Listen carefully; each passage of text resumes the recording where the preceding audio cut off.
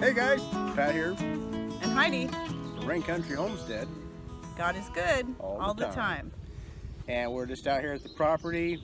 I was gone for 2.5 weeks and I came back to a hayfield.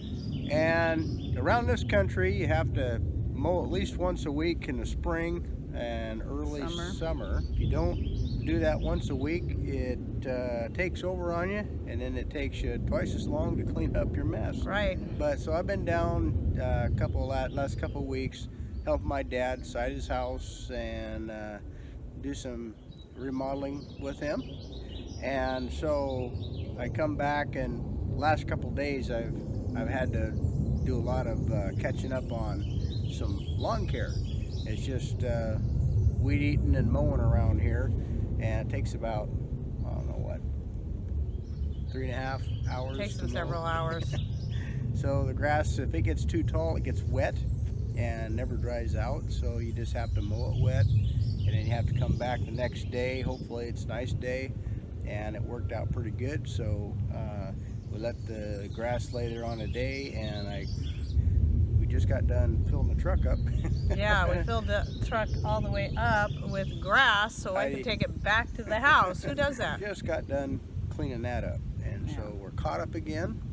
We wanted to invite you guys to come up with some names to name our property. Name that property. So we've had a few people say you need to give the property, need to give that place a name and not just call it the property. It's like, okay. So we figured that maybe we'd include y'all in the fun and figuring out a good name for this place. And if you haven't seen the tour of our property, though I'll be inserting pictures and a little bit of video clips here, you might want to see the full tour. I did a video a while back. I'll go ahead and link to up here.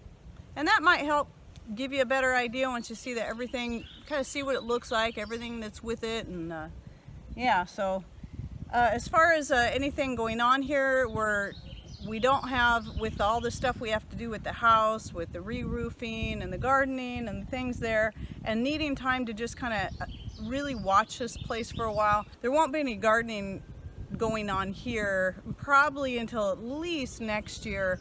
I did bring some chocolate mint out and plant it under the rhodie out here. It's actually a brilliant pink at the time we're shooting this video, and so got a little video of that right here. But that was the one I got from Michelle Justice, so that's the first thing I've planted out here. And for now, that's going to have to be it. We have to watch out because, you know, we got deer and elk that roam free around here all the time, and you can't just plant stuff that they're going to eat and expect it to be here when you come back. Right, I just seen a little buck yesterday in the velvet walking up the road, so we are at the edge of wilderness around here. So we got all kinds of critters that come in here. So when you put in a garden, you have to think of ways to secure it. Just like you have livestock, you want to make sure that you, before you get the livestock, you know, have a place, you know, a good secure place for them. Right. So 8-foot fence. Yeah. While just what, 2 days ago, just at our other property, I woke up at 2 o'clock in the morning to find a raccoon trying to get in our chicken pen. Yep. And I'm glad that I made it the way I made it before we got chickens. That's because pretty solid. Mr. Raccoon was trying his darndest to get into the pen, and he didn't succeed, but we scared him off, and he hasn't been back. So hopefully, yeah. But yeah, it'd be a lot of work for him to get in there. It's pretty secure. You got a concrete foundation and the whole works, so he can't dig under it, that's for sure. But some of the things we do plan on doing, at least this year, is kind of working on getting this set up more as an entertainment, fun area, you know, where we can camp or just have barbecues.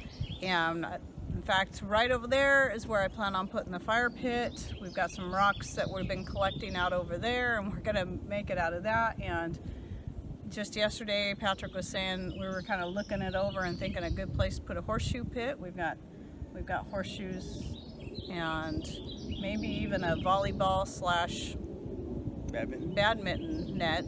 I'm thinking over there for that. But, and that stuff is more mobile. Yeah, it doesn't have to be permanent. So it's always a good idea when you get a piece of property to hang on to it for a little while and kind of weigh out the pros and cons, and where, you know, if you're going to build on it, consider the best places to build, the best places to put your garden. We're not going to rush into building anything right away. So that's where we're at with the property. Yeah. Yeah. So right now it's just a recreational piece. And For the time being. This summer we're going to have a few get-togethers. Yeah. Thinking 4th of July. Might have a barbecue here. Maybe even a camp out, depending on how things go. It's coming up on us really quick. But we also have a wedding coming up too, so Real quick. there's just a lot of stuff going on this year. And like I said, the roof, that's a big project that has to be done. So. Right. Anyway, so let us know what you think below for a name, and be watching for updates on that. What we'll probably do is we'll pick maybe the top 3 or 5 or something like that and have a poll.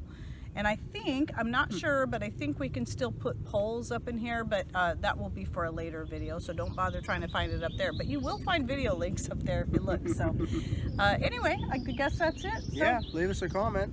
Tell us what you think, what we should name the property. Yeah, name that property. Okay, well, thanks for watching. Take care. And God bless.